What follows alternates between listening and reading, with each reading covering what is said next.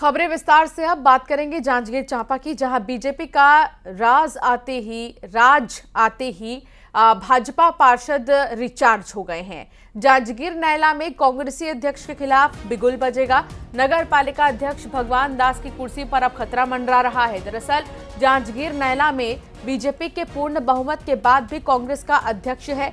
नगर पालिका में 25 पार्षदों में से 13 पार्षद बीजेपी के ही हैं, तो अब कुर्सी खतरे में है। अब कुर्सी छोड़नी होगी क्या, ये बड़ा सवाल। नगर पालिका अध्यक्ष के खिलाफ बीजेपी लामबंद हो चुकी है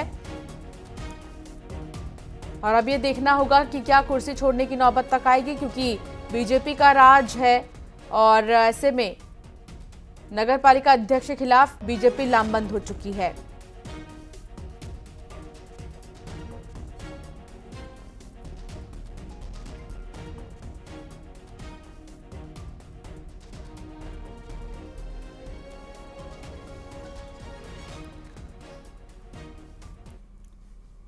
खबर बलौदाबाजार से है, जहां फिर से गोठान में गायों की मौत का मामला सामने आया।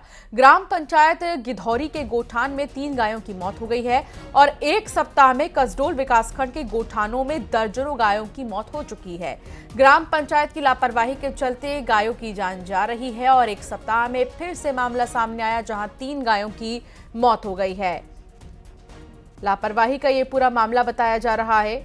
लापरवाही से जुड़ा हुआ ही है ये मामला, जिसकी वजह से गायों की मौत हो रही है, लेकिन अब इसको गंभीरता से लेने की जरूरत है।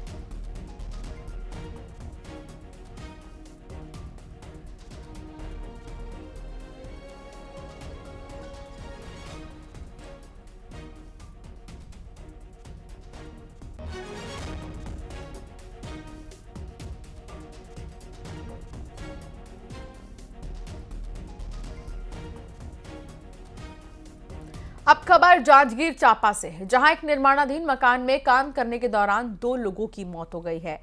ट्रक से मार्बल टाइल्स उतारते समय यह हादसा हुआ है। गीली मिट्टी होने के कारण ट्रक का टायर दब जाने से बैलेंस बिगड़ गया और टाइल्स में फंसी रस्सी टूट गई, जिससे टाइल्स उनके ऊपर ही गिर गई है। दोनों को गंभीर हालत में खरौदा के सामुदायिक स्वास्थ्य केंद्र पहुंचाया गया है, जहां उनकी मौत हो गई। दुख की बात, 2 लोग जो मार्बल्स उतार रहे थे उनकी मौत हो गई है। हादसे में 2 की मौत हो गई है।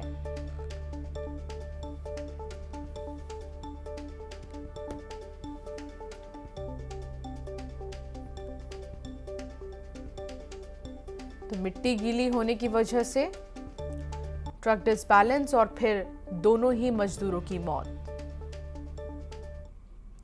और अब बात मिचोंग तूफान की, जिसके चलते छत्तीसगढ़ में भी 3 दिनों तक बारिश होती रही। खेत में रखी धान की फसल पानी में डूब गई, ज्यादातर फसल खराब हो गई है। मरवाही विधानसभा के मगांव में भी काफी नुकसान हुआ है। दूसरे किसानों को भी फसल बर्बाद होने का डर सताने लगा है। मिचोंग तूफान का असर कई जगहों पर देखने को मिल रहा है और पेंड्रा में खास तौर पर देखिए, ये धान जिसे बाहर रखा गया था ताकि और भी ज्यादा धूप लगे और ये सूख जाए, लेकिन इसका उल्टा ही हुआ। मिचोंग तूफान के असर ने इन तमाम फसलों को नुकसान पहुंचा दिया।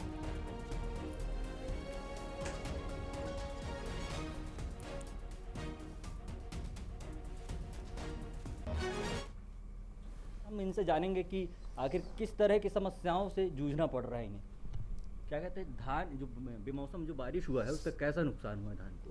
धान क्या है, शुरू में लुआई किए थे तो उसको तो खलिहान तक पहुंचा चुके हैं। जो बचा हुआ था वो 60% खेत में वो पानी में भीग गया। लू के खेत में किसान छोड़े थे, वो पानी की वजह से 3-4 दिन बेमौसम बारिश के कारण पानी उसको पूरी तरह से उसका कलर चेंज कर दिया है। धान को में जो चावल निकालेंगे तो पूरी तरह से टूट जाएगा और उसका स्वाद चला गया है, कलर भी चेंज हो गया है। हम उस धान को यदि मंडी में ले जाते हैं मिसाई करके, तो अधिकारी कर्मचारी उस धान को वापस कर देंगे, ऐसा हमें डर सता रहा है। और उस धान को हम परिवार में भी अपने बच्चों परिवार के पेट पालने के लिए रखेंगे तो धान में कोई स्वाद तो है ही नहीं, उसको खा नहीं सकते हम लोग। इसलिए किसान थोड़ा ज़्यादा चिंतित हैं हम लोग, क्योंकि धान हमारा पूरी तरह क्षति हो चुका है। आप बताएं कि कैसा नुकसान हुआ और क्या उम्मीद कर रहे हैं अपने सरकार से? सरकार भी बदल गया है। अब धान तो नुकसान हो ही गया है, रातों दिन पानी गिर रहा है, बारिश गिर रहा है, तब क्या करें? अब धान नुकसान हो गया, किसान भी कहाँ ले जाए धान? मंडी भी ले जाएंगे, मीस मुसाई करके, तब अधिकारी लोग भी डांटेंगे हमको, धान खराब है, क्या वापस कर देंगे? तो खाने के लिए भी स्वाद नहीं है, खाने के भी अच्छा नहीं लगेगा, चावल भी नहीं निकलेगा, उसमें टूट जाएगा। अब पूरा रद्द हो गया धान, तो अब क्या करें आप उसको? जो 3 दिन की बारिश थी अब तो थम चुका है, लेकिन किसान अब भी अपने धान को निकाल नहीं पाए हैं।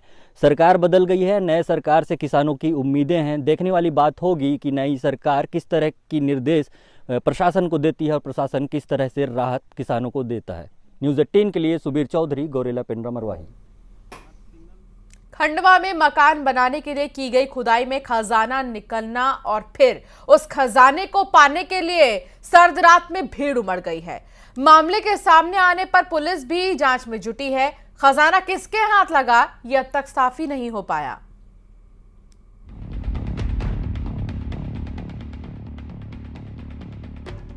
ये खंडवा के खिड़गांव का वही मकान है जिसकी खुदाई को लेकर खजाना मिलने का दावा किया जा रहा है। यहाँ किसान सुरेश पटेल अपने मकान का निर्माण करा रहे हैं। खुदाई का मलबा निकलने के बाद उसे नदी किनारे फेंक दिया गया। फिर मलबे से लोग खजाना खोजने लगे। दावा यह किया गया कि मलबे में ब्रिटिश कालीन सिक्के थे। खिड़गांव में लोग खजाने की खोज के लिए निकले हैं और वो खजाना जहां से निकला है उसका मूल स्थान यही जगह बताई जा रही है। मूल रूप से किसान सुरेश पटेल का ये निवास है। ये घर काफी पुराना हो गया था और जिसका नव निर्माण कराने के लिए यहाँ खुदाई शुरू कराई गई। खुदाई का काम अभी भी जारी है। लोगों का कहना है कि यहाँ से खजाना निकला, घड़े निकले और उसके बाद जो मलबा यहाँ से पहुंचा नदी किनारे, वहां तक भी सिक्के पहुंचे। हालांकि मकान मालिक ने किसी तरह की खजाने की बात से साफ इनकार कर दिया। बिकवाता क्यों? मैं तो हाथ से खुदवाता उसको, जेसीबी क्यों लगवाता? पता किसको कैसे चलेगा? अपने पिताजियों ने कमदारी लोगों के कमदारी किए। 4 एकड़ जमीन से 25 एकड़ जमीन, 40 एकड़ जमीन बनाई उन्होंने। 4 एकड़ जमीन थी उन 3 भाई या 7 बहनों के ऊपर पिताजी की। उनके पास क्या मलमा होगा? 2.5 रुपए में पत्थर लेके आए थे, मजदूर से पैसे नहीं दिया था, 4 पत्थर बेचे मजदूरों के। वो समय में मकान बनाया था इन्होंने। और रात को मतलब पुलिस प्रशासन, तहसीलदार साहब भी आए थे, पंचनामा बनाया उन्होंने, मौके की जाँच की क्या और देख के चले गए। वहीं खजाने की तलाश कर रहे लोगों का कहना था कि इलाका जननायक टंटिया मामा का है, जिनकी पहचान रॉबिन हुड की भी रही है। ऐसे में लोगों को शक है कि उनके जमाने में खजाना गाड़ा गया हो सकता है। टंटिया मामा के राज के गड़े होंगे, यहाँ पुराना कुछ भी गड़ा हुआ होगा। अब उसका कोई इतिहास नहीं, वो 250-300 साल पुराने सिक्के थे, कुछ निकल आया है वो, और क्या पुराना कुछ दबा हुआ होगा तो ये मतलब निकल के जेसीबी के पड़ में बाहर आ गया है। ऐसा थोड़ी है कि उनको भी नहीं कुछ मिला है। 2 था सामने, यहाँ बच्चों ने पूरे गाँव लूट के ले गया है, जितना भी था बच्चे, छोटे छोटे बच्चे सब ले गए वो। खजाने की चर्चा इतनी ज्यादा है कि बड़े और बच्चे तक इसकी तलाश में लगे हुए हैं। उधर पुलिस ने मामले की जांच शुरू कर दी है। हालांकि खजाना मिलने की चर्चा तो है, लेकिन किसे मिला ये अभी तक पता नहीं चल पाया। Bureau report, news 18। चलिए आगे बढ़ेंगे। बेवफा किसी फिल्म का टाइटल नहीं है ये, बल्कि कत्ल की मिस्ट्री का सबसे अहम सुराग है। दरअसल जंगल में एक शख्स की लाश मिली जिसका प्लानिंग से मर्डर हुआ। हत्यारों ने कत्ल के सारे सबूत मिटाने की कोशिश की, लेकिन कॉल डिटेल्स कह रहे थे कत्ल की राजदार वो बेवफा है। आखिर ये बेवफा है कौन? देखिए रिपोर्ट।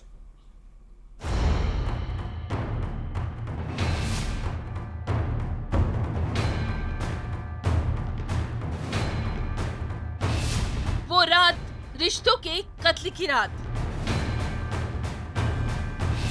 पार्टी वाली चाल, कत्ल का प्लान।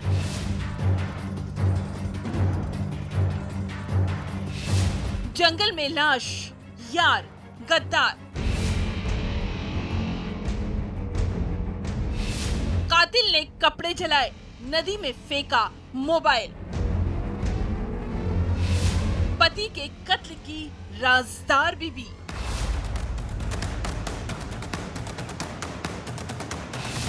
कॉल डिटेल्स में कैद बेवफा बीवी। 3 दिसंबर ये वो तारीख थी जब किसी की मौत पर मुहर लगने वाली थी। वो तारीख जब एक शख्स के कत्ल का प्लान बनाया गया।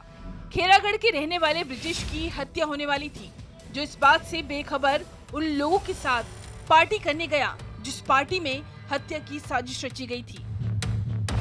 इस साजिश का मास्टरमाइंड ब्रिजेश का दोस्त हेमंत है, जिसने शराब की पार्टी में ब्रिजेश को बुलाया और अपने साथ मूड़ी पार गांव ले गया, जहां पहले से ही उसका दूसरा साथी लाला मौजूद था। ब्रिजेश को जब शराब का नशा ज्यादा हो गया, तब प्लान के मुताबिक पत्थर से वार करके ब्रिजेश की हत्या कर दी गई। अननोन डेड बॉडी मिली थी गातापार के जंगल क्षेत्र में, और जैसे ही बॉडी मिली तो उसके साथ में एक मोटरसाइकिल भी थी, और जिसमें बाकी कोई एड्रेस वगैरह पता नहीं चल रहा था, और काफ़ी उसमें प्रयास करके एड्रेस निकाला गया सबसे पहले, और उसके माध्यम से मृतक की शिनाख्त हुई। और जैसे ही मृतक की शिनाख्त हुई, उसमें तत्काल जो है सभी एंगलों पे जांच की गई। लास्ट सीन किनके साथ गए थे और किस प्रकार के उनके पुराने विवाद वगैरह रहे हैं। टिंगावली के जंगल में लाश मिली, बाइक कहीं और फेंकी गई। इसके बाद राज छुपाने के लिए मृतक ब्रिजेश का मोबाइल नदी में फेंक दिया गया। हत्यारों ने कपड़े भी जलाए। गातापार जंगल थाना पुलिस इस मर्डर मिस्ट्री की तफ्तीश कर रही थी। इसी बीच पुलिस के हाथ कुछ कॉल डिटेल्स भी लगी। ये कॉल डिटेल्स कह रहे थे वो बेवफा है। कल ही पुलिस ने जो है साइबर से खबर रायपुर से, जहां बीजेपी कार्यालय पहुंच गए हैं पर्यवेक्षक, बीजेपी नेताओं से मुलाकात भी करेंगे आज, क्योंकि विधायक दल की बैठक होगी और नए सीएम का नाम फाइनल हो सकता है। बड़ी खबर आपको बता रहे हैं, छत्तीसगढ़ के मुख्यमंत्री का ऐलान आज शाम तक हो सकता है, क्योंकि पर्यवेक्षक भी पहुंच गए हैं। उनका दिव्य और भव्य स्वागत किया गया एयरपोर्ट पर। छत्तीसगढ़िया परंपरा में, संस्कृति में, उसी वेशभूषा में तमाम लोग पहुंचे थे और उन्होंने स्पेशल डांस परफॉर्मेंस भी किया, जहां पर इन पर्यवेक्षकों का स्वागत किया गया था। केंद्रीय मंत्री मनसुख मंडाविया भी मौजूद रहे और साथ ही 3 पर्यवेक्षक, उनका स्वागत किया गया। देखिए, आपको तस्वीर दिखा रहे हैं जो पहुंच चुके हैं, अब बीजेपी कार्यालय में मौजूद हैं। यहां पर चर्चा की जाएगी, जिसके बाद 12 बजे के बाद लगभग बताया जा रहा है, या 12 बजे विधायक दल की बैठक होगी और इस बैठक में चर्चा की जाएगी। पर्यवेक्षक नाम का ऐलान कर सकते हैं, शाम तक ही कहा जा रहा है या उससे पहले भी हो सकता है। इंतजार हर किसी को है कि आखिर कब मुख्यमंत्री के नाम का ऐलान किया जाएगा। तो छत्तीसगढ़ के लिए तो आज ही ये सस्पेंस खत्म हो जाएगा, आज ही मुख्यमंत्री के नाम का ऐलान हो जाएगा। आप देख रहे हैं तस्वीर अर्जुन मुंडा की, सर्बानंद सोनोवाल की तस्वीर, दुष्यंत गौतम की, यहाँ पर अरुण साहू मौजूद हैं, ओम माथुर भी, और यहाँ बीजेपी कार्यालय में मनसुख मांडविया भी मौजूद है, जिनकी तस्वीर आप देखेंगे कुछ ही देर बाद, क्योंकि यहाँ एक छोटी सी मीटिंग होगी। संगठन के लोग यहाँ पर मौजूद रहेंगे, उनसे बातचीत होगी, जिसके बाद विधायक दल की बैठक होगी। इस विधायक दल की बैठक में मुख्यमंत्री के नाम का ऐलान हो जाएगा। मुख्यमंत्री के नाम को लेकर मुहर लग जाएगी और उसके बाद ऐलान होगा।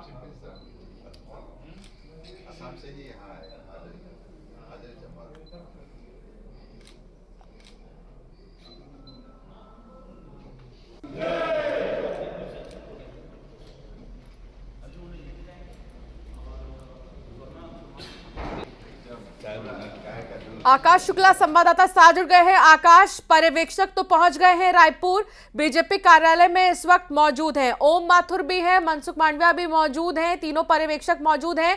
यहां पर क्या डिस्कस किया जाएगा और विधायक दल की मीटिंग जो 12 बजे वक्त बताया जा रहा है, क्या तभी होगी या उससे लेट भी हो सकता है? जी देखिए, एयरपोर्ट से सीधे अर्जुन मुंडा और जो तीनों पर्यवेक्षक हैं वो पहुंच गए हैं और यहाँ पर जो संगठन के पदाधिकारी से उनके साथ बैठक यहाँ पर हो रही है। इसमें अरुण साव है, ओम माथुर है, नितिन नवीन है, मनसुख मांडविया भी मौजूद हैं।